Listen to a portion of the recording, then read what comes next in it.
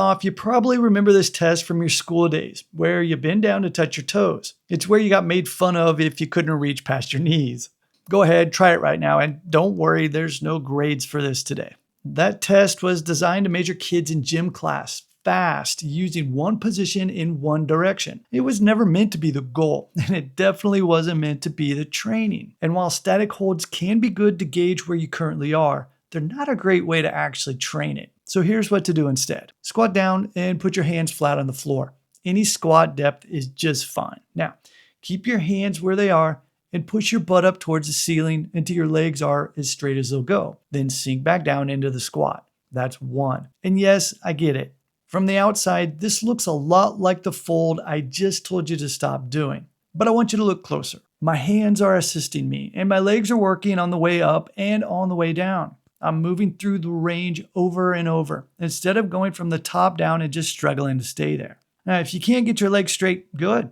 That means you're in the right place. Bend your knees as much as you need, because the straightening is the training and will improve your range of motion. Start off with 5 slow ones and take note of where your hamstrings start to feel it. That spot is what we're about to build with the next move. But before that, the reason your hamstrings stay tight no matter how much you stretch is that when you bend over and hang out there, your legs really aren't doing anything. You're resting at the end of your range, and your body has no reason to hold on to a range it never actually uses. Now, some of you are probably thinking that the squat to forward fold move you just did stretches your hamstrings too. And you're right, it does. The difference is your legs are working the whole time, and you're moving through the range instead of hanging out at the end of it. And there's solid research on this. A 2021 review of 16 studies found that training through your full range of motion built more strength than partial range work. Basically, you get strong in the ranges that you train. So let's train the range by putting this into motion with the straight leg frogger and the straight leg monkey from our elements program. Now the setup is going to be pretty similar to that squat to the forward fold that we did earlier, but I'd like for you to start off with your hands a little further away from your feet. And all you're going to do is push your butt up into the air as high as you can. Remember,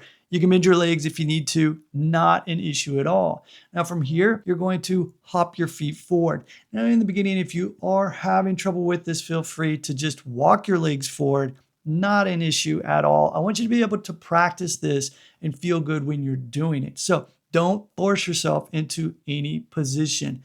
Now, as you get better with this, obviously what's going to be happening is that you're improving your range, as well as also improving your straight arm strength. So one thing to focus on as well is to make sure that you keep your arms straight. You're pushing down and through the floor as you drive your hips up into the air and pull your feet forward.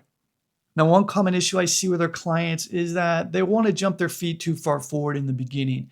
As I mentioned earlier, small jumps, you can walk your feet forward, and there's no reason to force yourself into a position that you're not used to. And remember, you can always just keep your legs bent. The key point though is to keep your hips pushing up into the air. Now, before the next move, I want you to see something. These are our clients doing the same thing. These are regular people in their 30s, 40s, and 50s who came to us with the same tight hamstrings. If they can build this, so can you.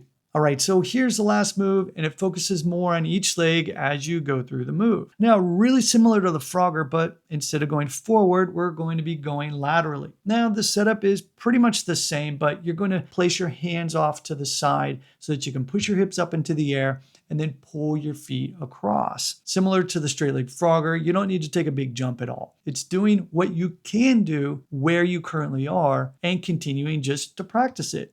I would suggest doing 2 of these to the right, and then you can focus on going to the left. Remember, you can always bend your legs. There's no need to take huge jumps when you're doing this. Work at a pace that's going to be good for you. You can walk your feet across. Absolutely fine. Now here's how to practice these, and all you need is a couple minutes, 2 to 3 times a week. Start off with that squat to fold for 5 reps to open things up. You move on to the frogger, doing that for 1 minute going forward, and then you can move on to the monkey for 1 minute going right and left. And the cool thing here, no gym coaches blowing whistles and no grades. Just move through the range and let your legs do the work. And that's going to beat another year hanging out at the bottom of a stretch.